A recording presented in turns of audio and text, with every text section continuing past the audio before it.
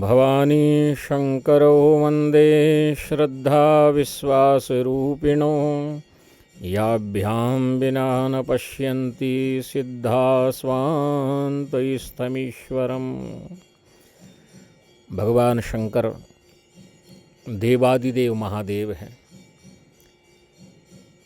भगवान शिव की आराधना देवता, दानव, मानव सभी करते हैं।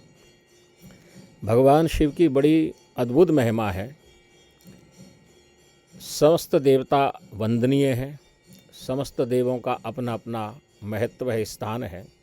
लेकिन भगवान शिव एक ऐसे देव हैं जिनको महादेव कहा गया है। हमारे शास्त्रों में संत महापुरुष भी वर्णन करते हैं। भगवान श्री राम जी का जैसे एक दिवस आता रामनवमी, भगवान श्री कृष्ण के लिए भी जन्माष्टमी, भगवती दुर्गा अम्बा भवानी के लिए भी 9 दिन की आराधना। लेकिन देवादिदेव भगवान शंकर की आराधना के लिए श्रावण मास संपूर्ण जो है महीना भगवान शिव को दिया गया है। श्रावण के महीने में भगवान शिव की पूजन की अद्भुत महिमा है। वैसे तो भगवान शिव हमेशा ही वंदनीय हैं, भगवान शिव की आराधना हमेशा फलदायक है, लेकिन श्रावण महीने में विशेष फलदायक है। श्रावण के महीने में भगवान शिव की आराधना करने से मनोकामना पूर्ण होती है। और शिव की महिमा इतनी अद्भुत है कि भगवान शिव से जो जुड़ जाता है वो वंदनीय हो जाता है। जैसे हम देखें, भगवान श्री राम जी के साथ में भगवती सीता जी की आराधना होती है, भगवान श्री कृष्ण के साथ में भगवती राधा जी की आराधना होती है। उसी तरह से भगवान शंकर के साथ में भगवती गौरा मैया की आराधना होती है। भगवान कार्तिकेय की महिमा भी वंदनीय है, पूजनीय है। भगवान गणेश तो सर्वप्रथम पूजनीय है ही है। भगवान के पुत्रों के साथ में भगवान की पुत्र बधुएँ भी पूजनीय है। भगवान शंकर की बहुएँ भी रिद्धि और सिद्धि। और विशेष बात है कि भगवान शंकर की पुत्र वधुओं के साथ में भगवान के प्रपौत्र यानी उनके नाती भी जो भगवान गणेश के पुत्र हैं, शुभ और लाभ, जिनको शिव पुराण में और गणेश पुराण में कुशल और क्षेम के नाम से संबोधित किया गया है। तो शुभ और लाभ भी, कुशल क्षेम भी जो है पूजनीय है। तो भगवान शिव के गले में जो सर्प है, वैसे तो अगर सर्प निकल आए तो लोग उसको मारने के लिए दौड़ते हैं, लेकिन वही जब भगवान शंकर के गले में पहुंच जाता है तो वो सर्प भी वंदनीय पूजनीय हो जाता है। भगवान शंकर जिसकी सवारी करते हैं वो नंदीश्वर भी पूजनीय है।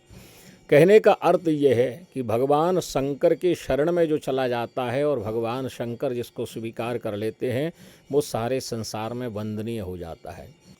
तो भगवान शंकर एक ऊर्जा है। भगवान शिव से जो जुड़ा होता है वो तो अपने मंजिल पर पहुंच ही जाता है, अपने गंतव्य पर पहुंचता ही है। लेकिन भगवान शिव से जुड़े हुए से भी जो जुड़ा होता है वो भी वहां तक पहुंच जाता है जो उसकी मंजिल होती है। तो भगवान शिव एक ऐसे देव हैं, अद्भुत देव हैं, देवों के देव हैं, महादेव हैं। अभी श्रावण का महीना चल रहा है।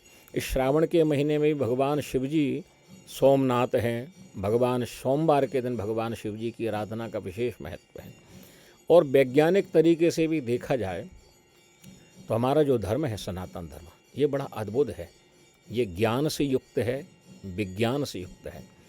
श्रावण के महीने में भगवान शंकर को दुग्ध अर्पण करने की बड़ी महिमा है। दूध, अभी कई बार ऐसा जो है आजकल के बुद्धिवादी लोग कहते हैं कि भगवान शिव को जो दूध अर्पण क्यों करना चाहिए, लेकिन शास्त्रों में जो विज्ञान की जो बात है, विज्ञान से जो इसका तारतम्य जुड़ा होता है। हमारे यहाँ कृषि प्रधान देश भारत है। इसमें गाय और जो दुधारू पशु होते हैं वो ये श्रावण के महीने में जो चारा होता है, जो घास होती है, इसमें बहुत सारी विषैली घास होती है। तो ये विषैली घास जो होती है, पशु तो स्वाभाविक रूप से हरी घास के प्रति आकर्षित होते ही हैं।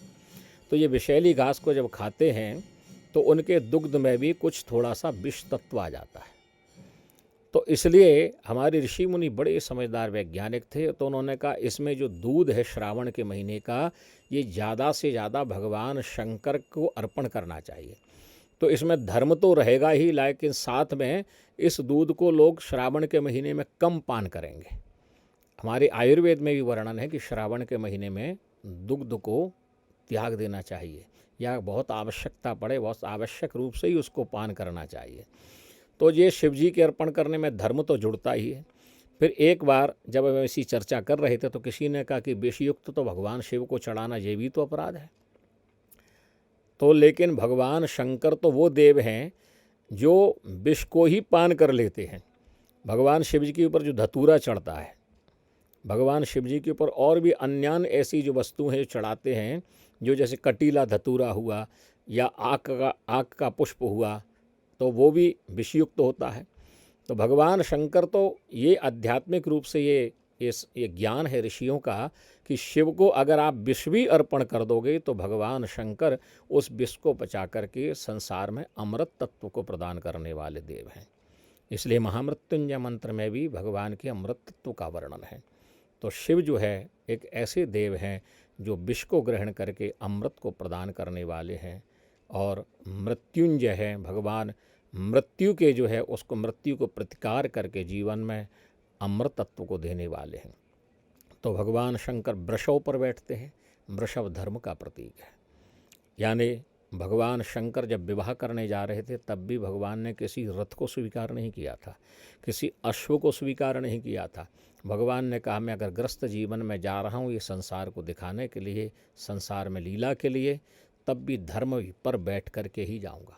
तो धर्म के 4 चरण हैं, वृषभ के 4 चरण हैं। उसी तरह से तो भगवान शंकर की जो लीला है ये संसार में परम ज्ञान को प्रदान करने वाली है, जीव में भोग और मोक्ष को प्रदान करने वाली है।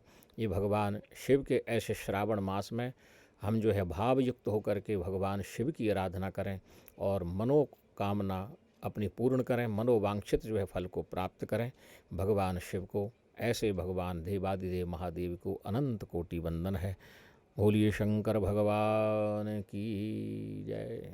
आप हमारे संत वाणी चैनल को सब्सक्राइब करें, वीडियो को लाइक करें, शेयर करें और हाँ, बेल आइकन पर क्लिक करना बिल्कुल ना भूलें ताकि हमारी किसी भी वीडियो की सूचना सबसे पहले आपको मिले।